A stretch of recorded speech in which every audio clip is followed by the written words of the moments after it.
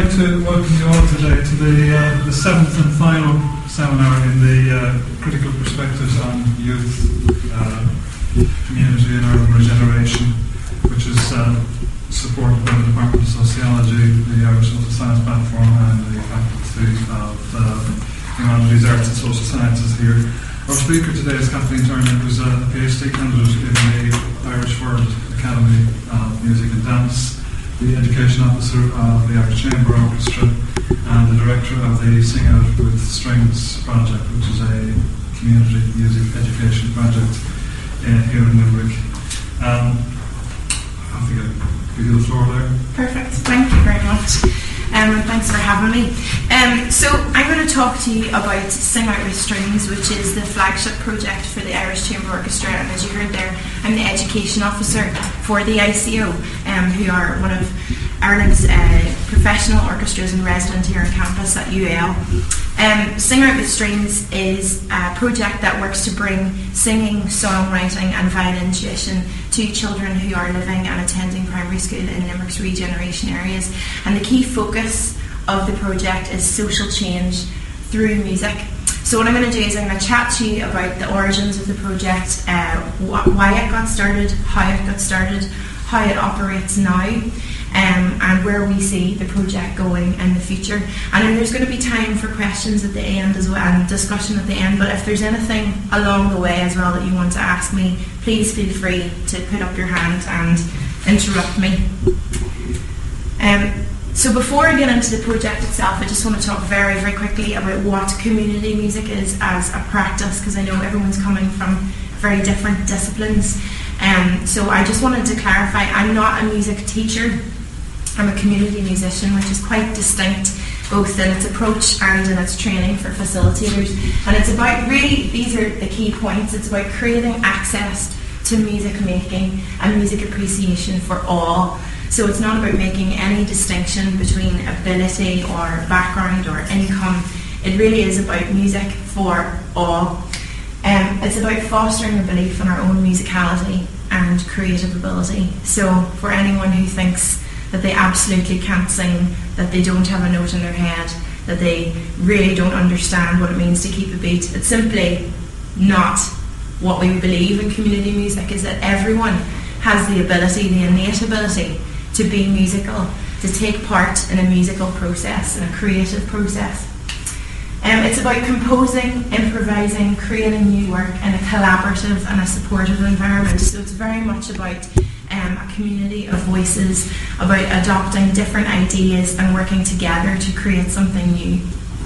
And it's not curriculum based necessarily, but it is community driven. So it's about working together in community. And for me, very much community music is about the social aspect. And for me growing up, I was involved in community music from a very young age in different choirs and different music groups, and it was always about that social aspect.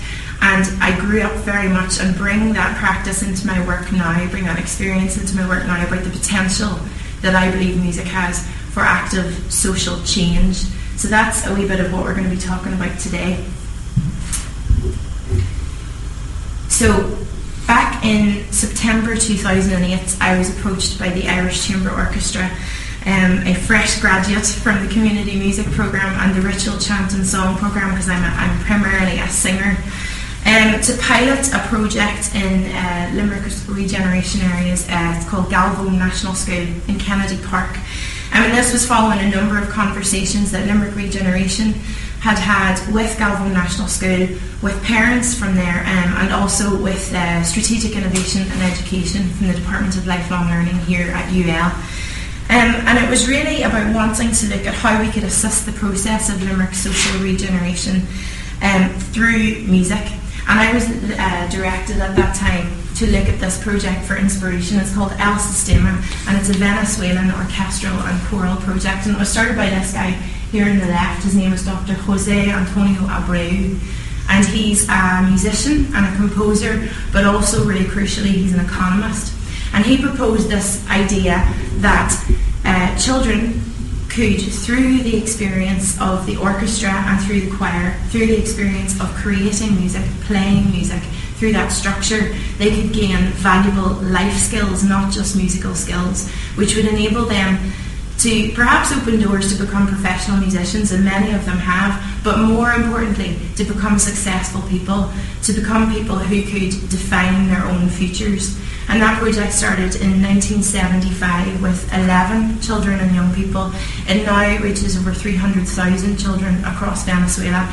He's effectively transformed Venezuela into an orchestral movement. The project is funded at government level, and it's inspired projects across North America, Australia, Europe, and it's really become international since that time. These guys here on the right hand side are some of the brightest and best emerging from that project. They're called the Simon Bolivar Youth Orchestra, and they were identified as one of the 5 most important orchestras in the world.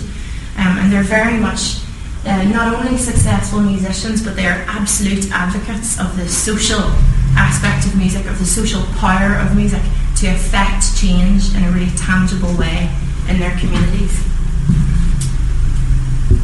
So that's Venezuela, and obviously it's a very different context. So I had to come back to where we were and bring it back to an Irish context and to Limerick. And I'm sure we're all familiar with some of the issues that have emerged in the process of Limerick's regeneration and coming out of the Fitzgerald report. So things like poverty, crime, unemployment, no school completion, and this idea of a culture of poverty that affects what is quite significantly a young population who are living in Limerick's regeneration areas. And so we had to think about that.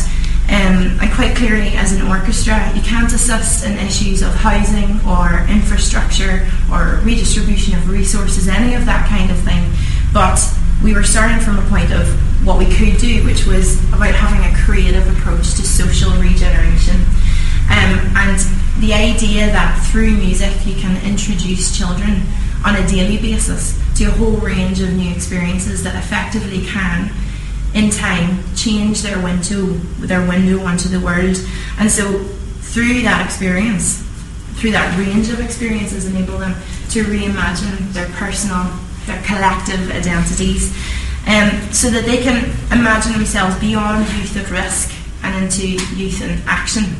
That was the idea. Youth who can revive their communities in the true sense of regeneration as rejuvenation, revival really.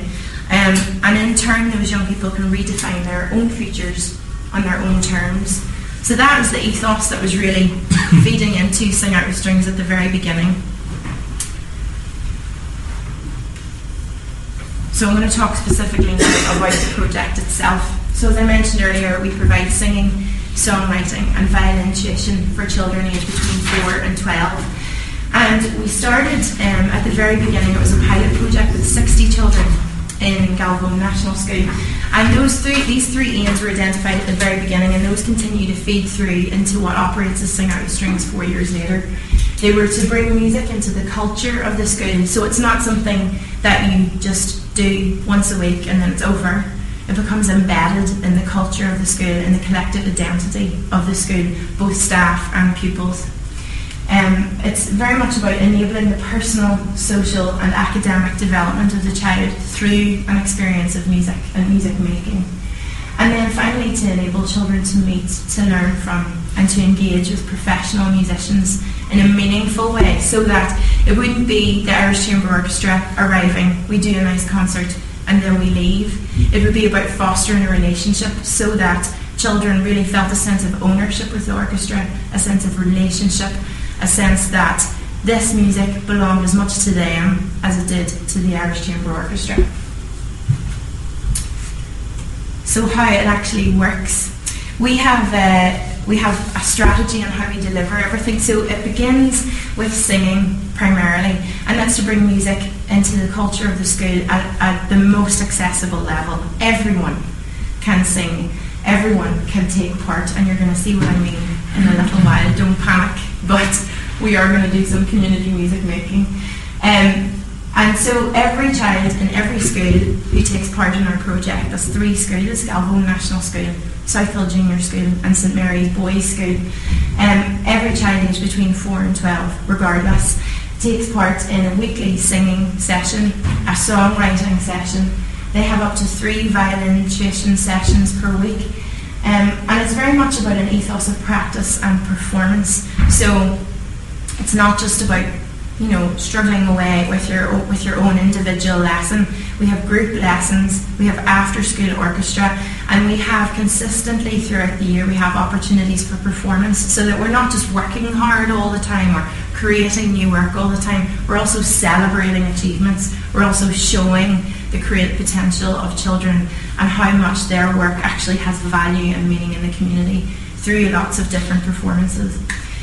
And then we have Meet the Musician sessions, and those happen for the last 6 weeks of every school year, where we have concerts in the schools and we bring professional musicians, artists, dancers into the school, and we have our own school concerts, and the children have the chance to see people who have taken their music and their experience of music and creativity to a professional level, and they have the chance to see the instruments up close, they have the chance to ask questions and to engage again in a meaningful way, as we talked about in our aims. So that's very much how it works in a general way. So now to get to the specifics, I'm going to give you some examples so you can get an idea of how this actually works in practice, as opposed to a big kind of abstract idea. I'm going to give you an example of some of our work from this term in Galvon National School, and this is an example of a junior and senior infants and first class session. Our theme for composition this year is Oceans, Adventures and New Worlds.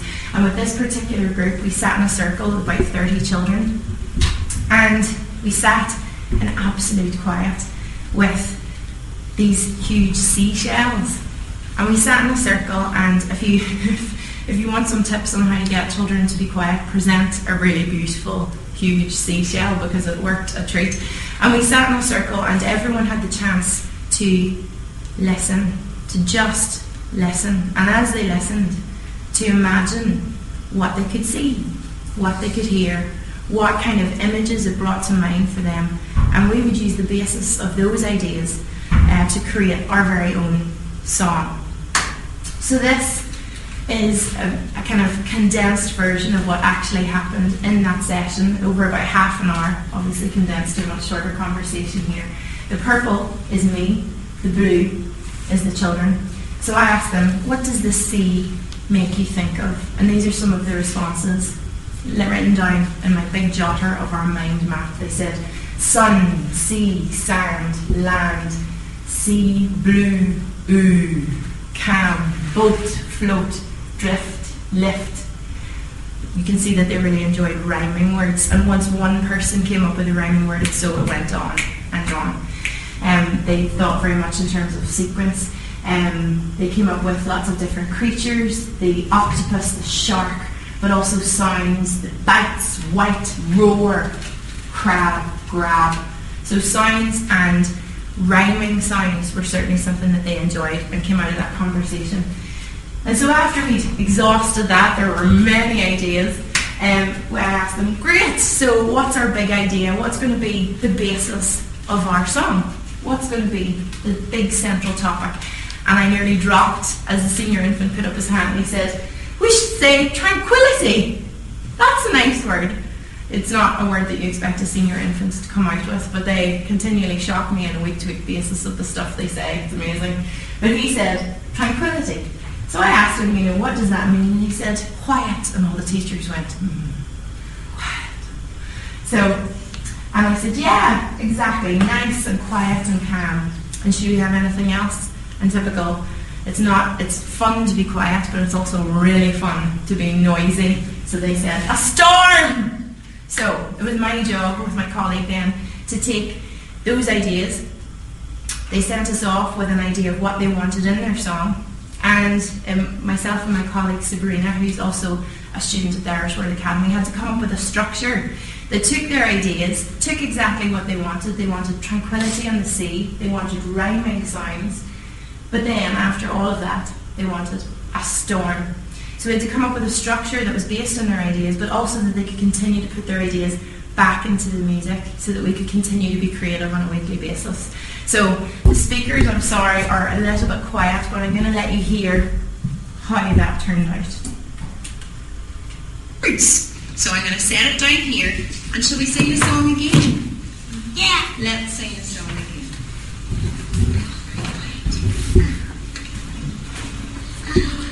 Tranquility of the sea, happily I float.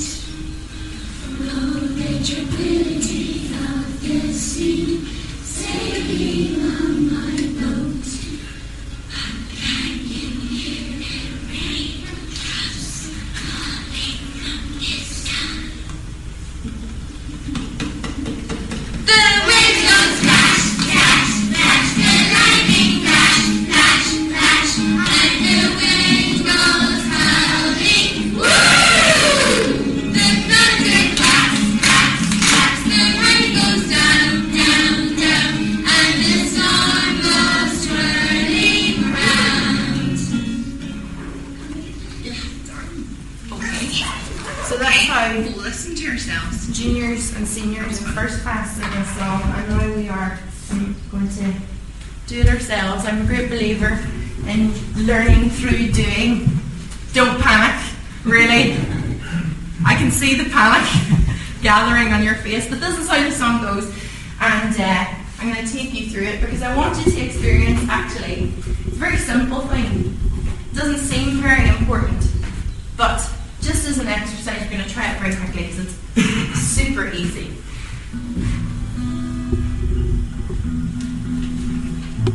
Now, you can see here, oh, the tranquility of the sea, happily I float. Oh, the tranquility of the sea, sailing on my boat. These are the things that are interchangeable every time we sing the song. But we're going to learn to sing the song first of all. You still look really terrified. Please don't be. So, it's very easy. I'll sing a little bit for you, and then we'll try it together. So it goes like this.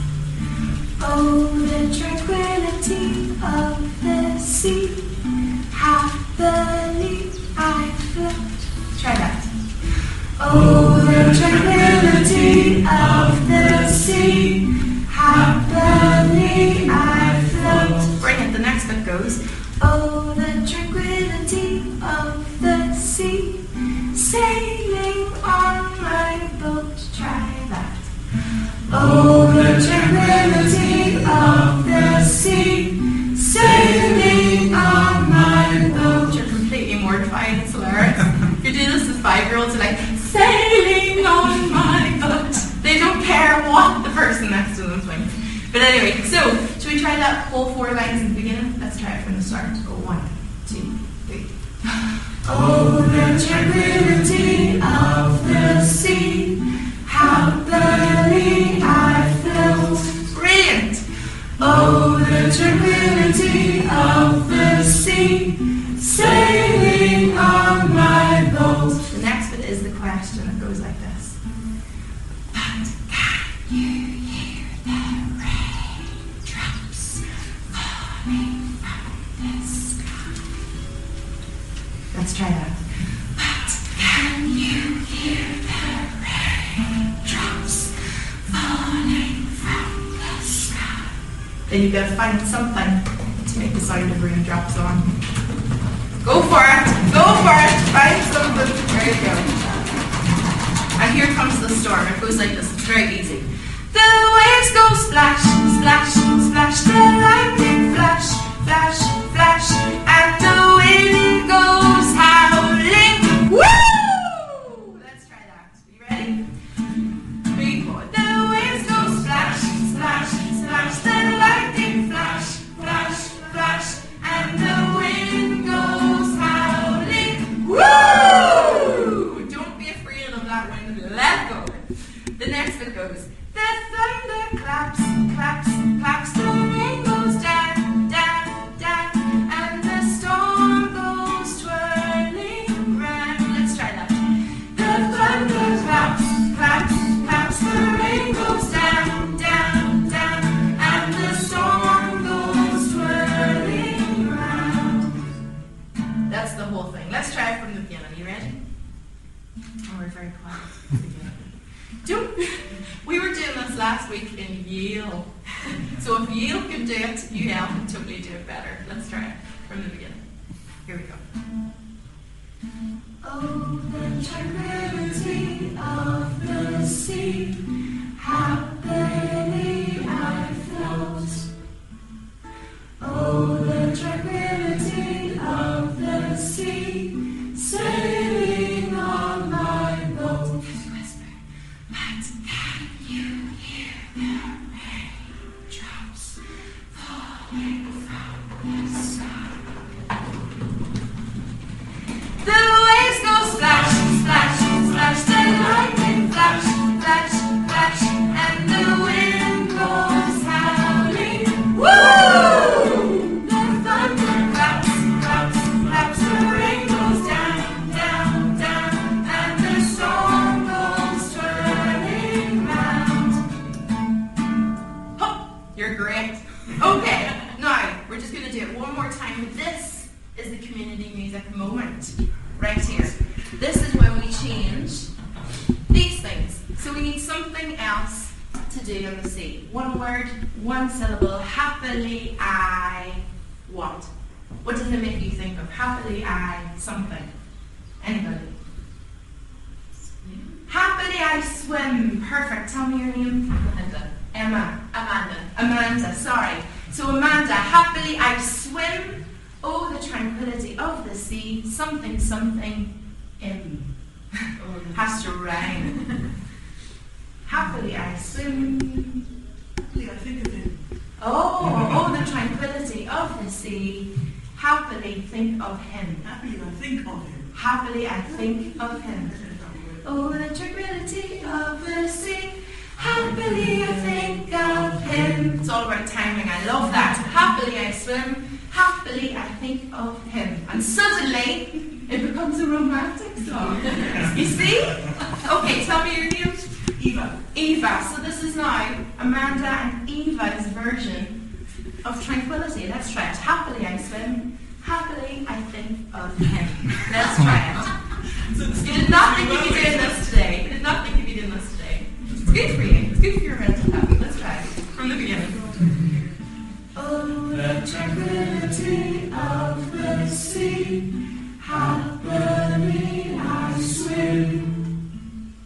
Oh, the tranquility of the sea, happily I think of him. Oh, but can you hear the raindrops falling from the sky? The waves go splash, splash, splash, the lightning flash, flash, flash, and the wind goes howling. Woo! The thunder claps, claps, claps, the rain goes down, down, down, and the storm goes twirling round. Brilliant! Give yourself a clap. Excellent. So, that might have seemed, if you're not used to it, something that's quite childish, but actually I would say it's childlike, and there's an awful lot that I learn on a weekly basis by being childlike, because when you enter into that space with them, they tell you the most incredible ideas. They bring such a fantastic approach to what they do creatively. And it's not just singing a nice song that's happening there. You're doing any multitude of things that then reinforce other positive things in the classroom and in the school culture. So we had turn taking while I sang and then you sang. We listened and then we responded to that. We had recognition of pitch. We had an opportunity for a wee creative moment. We were developing our language skills and thinking about rhyming sounds. We were thinking about rhythm. Lots of musical skills, but also lots of social skills were happening in that very brief 5-minute period with a song that only has about 10 lines. So if you're doing that on a daily basis and a weekly basis, making it part of the culture of your school, it's a very small thing, but it actually has a lot of meat to the bones on what's going on there. So I'm going to give you an example. Fast forward. Those are 5 and 6 and 7 year olds. These are 11 and 12 year olds. And this is a song, one of my favourites that has come out of Sing Out With Strings, called What Kind of People. And it emerged, it was composed by a class, 5th class pupils in Galvin National School in the 2nd year of the project. And it was written, they decided from the very beginning of this composition process that they wanted to ask a very specific question. And the question was, what kind of people do we want to be? And it wasn't restricting to Limerick Regeneration, it wasn't restricted to Limerick. It was about asking the question, what kind of people do we as young people want to be? What kind of people should we be? And it was just after, I think, the earthquake had happened. They were talking about earthquake, they were talking about pollution, they were talking about what would their response be to different things, and they came up with some really fantastic lyrics. The song is about 3 minutes long, so I'm not going to play the whole song, I'm just going to play a 30-second extract of the bridge of the song where they ask, what kind of people do we want to be? And these are the things that they came up with: wiser, stronger, kinder, smarter, happier, safer, cooler, better. I love that. They had plenty to say about not only how they should be behaving as young people, but how we should be behaving as a society and responding to different problems. So this is how it actually sounds. What kind of people we want to be? Wiser, stronger. What kind of people do we want to be? Kinder, stronger. What kind of people do we want to be? Happier, safer. What kind of people do we want to be? Cooler, better.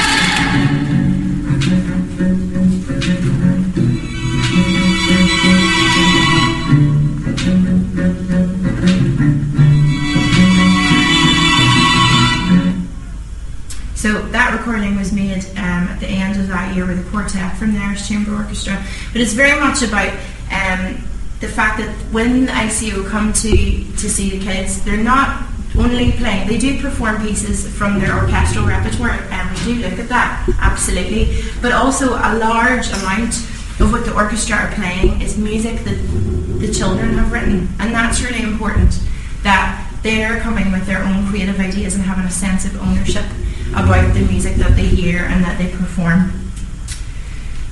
So that gives you an idea of how the project actually works. And this is where we are at the minute. I mentioned earlier that we started with 60 children in Galbone from 3 classes. And now we're really lucky. We're in our 4th year of the project, and this year we have 290 children.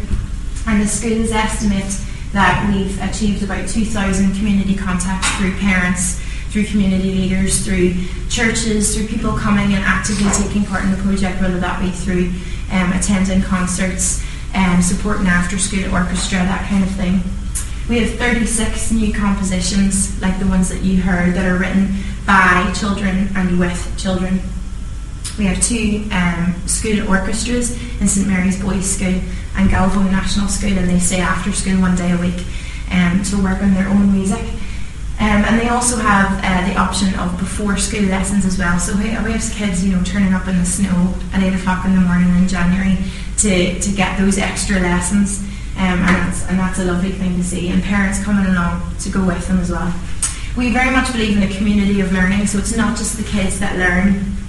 There's the option for the teachers, the secretaries, the board, school board members, the caretakers. In each of the schools we have school staff who attend extra violin lessons themselves, so that as the kids learn, they can learn with them and support their learning. And so when we have our St Patrick's Day parade float, it's not just kids on it, it's teachers, it's S&As, it's secretaries, it's caretakers, all very much feeding into this community of learning. We have a steering committee that was set up this year to really take the project forward, and that has equal membership of parents, orchestra members, violin teachers, and myself as a manager, and also a school principal. So it's very much about having representation from all the stakeholders there, and then we're looking at doing focus groups with the children themselves. And we have positive press. I've been reading the same work as you guys this year on your modules, and it's been really eye-opening for me to take a wee step back from the project and look at other perspectives and think about particularly the role that the media plays. And you guys had written this great article about the way that Limerick, and specifically in this article Moy Ross, is presented in the media, and the pressure is actually on journalists to present Limerick in a very specific way, with a very specific angle. And one of the things that we really wanted to do was to bring positive press to Southhill, to St Mary's, so that you're talking about the positive potential of children as opposed to they're from this area and therefore that means this, this and this. It was very much about creating positive press, bringing a positive light to the children and to their areas. And so these are some of the outcomes. Oh no, sorry, actually before I talk about the outcomes, a little bit more interesting, or much more interesting actually than hearing me talk, is actually hearing the kids talk. This is one of the girls who was actually involved in that piece, in writing that piece, what kind of people do we want to be, and also her friend, just chatting to me in the playground about the word creativity and why they think it's important. It gives me confidence, like I said, that I get to express my feelings, but I won't be able to do that just in a conversation. But when I'm singing, then I can just scream to the world again. And I love the way that we can be creative and just think about words put in the song. And some people in our class then come out like, you wouldn't know what to be able to say, but you wouldn't think by their personalities what kind of words they would come out with. But they come out with great sentences, and they come out with great melodies, and people then like they wouldn't think to be able to sing that. They're brilliant singers, and I love the way that they just love singing. And before then, when you were singing, they're like, oh, shut up and stuff like that. But now they're just like, oh, cool. And then when you put a tune, like they can just think of a beat, and they can think of words go to beat. I just love the way we can get creative, really. Music is good because it's a better way of sending a message out by saying it soft and kindly. So that right there is a great example of what I mentioned earlier about the things that children will say to you that are incredibly insightful. I could talk about this project for however long and not be able to put it in such a great way. Music is a way of sending a message on in a way that is soft and kind. Like, that is just the best way of putting it, and she's 10. So some of the outcomes that are coming out of the project so far, and interestingly this was the first one to emerge after the 3-month pilot, was self-esteem.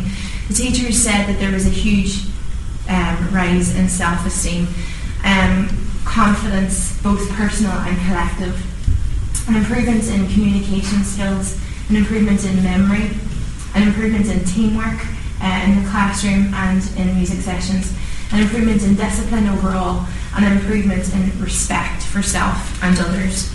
Those are some of the things that are coming out, and some of the things that we were obviously hoping for from the very beginning. We had an external evaluation last June by Mary Immaculate College, and this is one of the things that they said. Both at individual and collective levels, the project is uniting communities, building local pride, creating vehicles for expression, stimulating emotional responses, and developing tangible musical knowledge and skills. So we were really delighted to hear that, because obviously those are all of the things that we started out looking for. Emotional responses, vehicles for expression, and crucially, uniting communities and building local pride. All of those things were things that we wanted to foster from the very beginning. But that is not to say that our evaluation was like, everything is perfect, everything is shiny. We're 4 years into this project. It's still relatively new, and we're all still learning. And these are some of the things that came out of that. Establishing long-term and sustainable funding, because obviously while the children don't pay for anything, the project itself is not, it's not self-funding.